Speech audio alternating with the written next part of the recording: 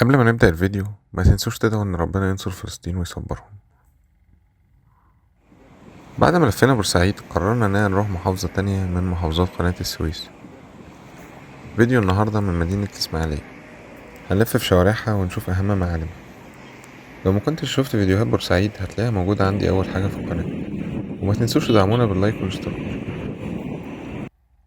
مدينة الإسماعيلية مش بتطل على أي بحر، ولكنها بتطل على بحيرة التمساح في نص قناة السويس.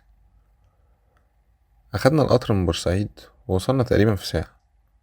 بعد كده طلعنا نستكشف الشوارع اللي حوالين المحطة.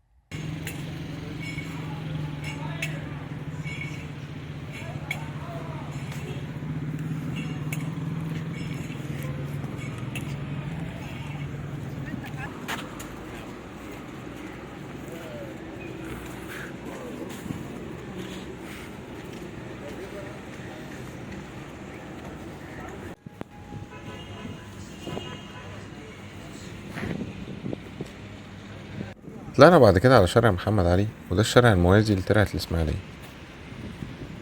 ترعة الإسماعيلية بدايتها من النيل شمال القاهرة في منطقة شبرا، وبتعدي على مناطق في محافظة القليوبية منها مدينة أبو زعبل، وبعدها بتكمل في محافظة الشرقية وبتعدي على بلبيس، وبعد كده بتوصل الإسماعيلية وبتصب في بحيرة التمساح.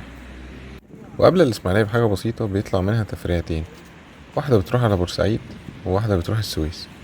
وطبعا الترعة دي بتفريعاتها هي المصدر الرئيسي للمية في المحافظات دي. أحلى حاجة إن كتير من الشوارع في الإسماعيلية مليانة جناين وزرع ونضيفة، والرصيفة واسعة ومريحة في المشي والدنيا هادية.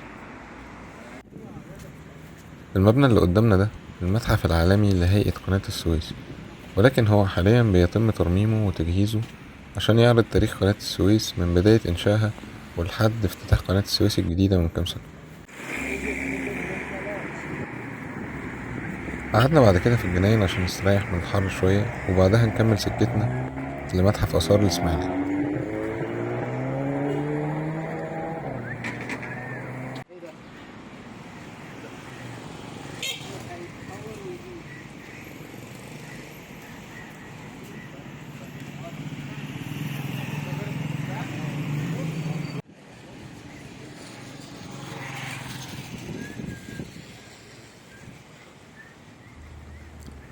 وصلنا متحف الإسماعيلية، ولكنهم منعوا تصوير الفيديو جوه المتحف، فهحط بعض صور للمعروضات اللي كانت في المتحف.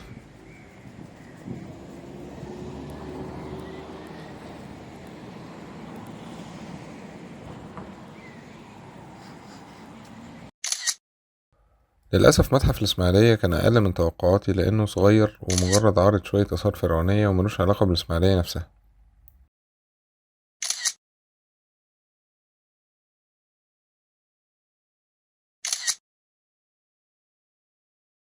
في انتظار متحف هيئة قناة السويس يشتغل، لأنه هيبقى مرتبط جدا بالإسماعيلية وبقناة السويس نفسها، ومتوقع إنه هيبقى متحف جميل.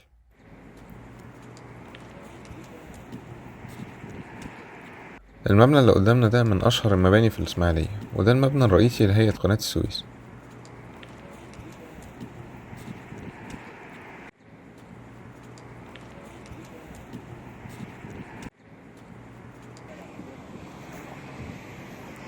وطبعا اللي قدامنا دي بحيرة التمساح اللي قلتلكوا عليها من شوية، وهي تعتبر جزء من قناة السويس.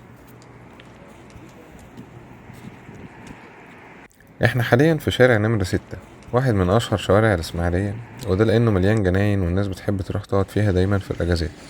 وطبعا زي بورسعيد الجناين كلها مفتوحة ومتحافظ عليها ومن غير أسوار. اللي قدامنا ده استاد هيئة قناة السويس، بس ده غير استاد اسماعيلية اللي بيلعب فيه الإسماعيلي.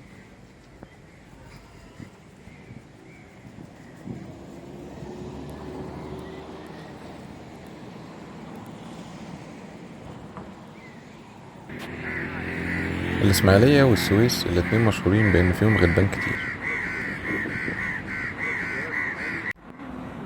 خلصنا شارع 6 ورحنا منطقة الشيخ زايد، ودي منطقة سكنية هادية وجميلة، وأغلبها مساكن تبع هيئة قناة السويس.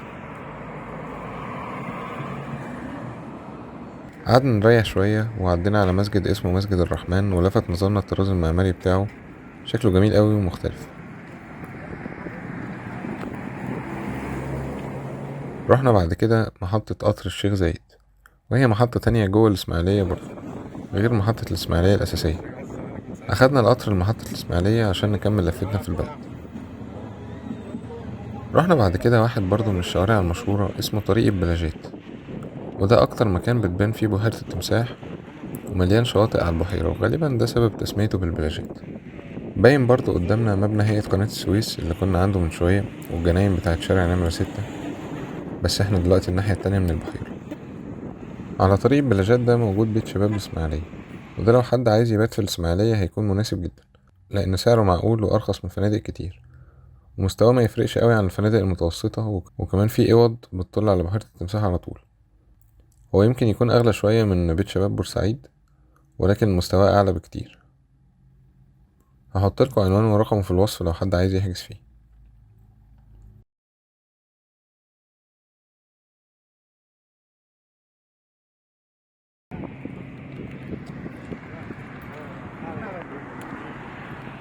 رحنا بعد كده كارفور وتمشينا هناك شوية.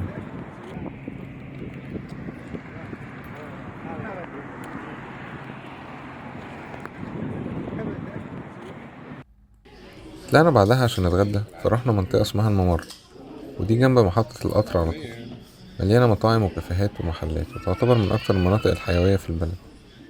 وفي برضه من المناطق الحيوية شارع السلطان حسين، بس ده الناحية التانية من القطر، ومليان مطاعم برضه ومحلات ومولات، وفي أكتر من سينما. أكلنا في مطعم اسمه الدجاج الشامي، ودي ما كانتش أول مرة أتغدى عنده، حقيقي كان حلو جدا وأسعاره رخيصة مقارنة بالمطاعم السوري في القاهرة أو في اسكندرية.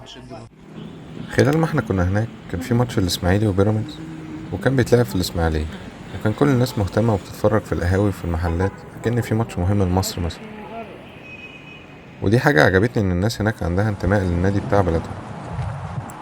بعد الغدا نزلنا اتمشينا في شارع شبين وطلعنا عند استاد الإسماعيلية وقعدنا نتفرج على الجمهور شوية.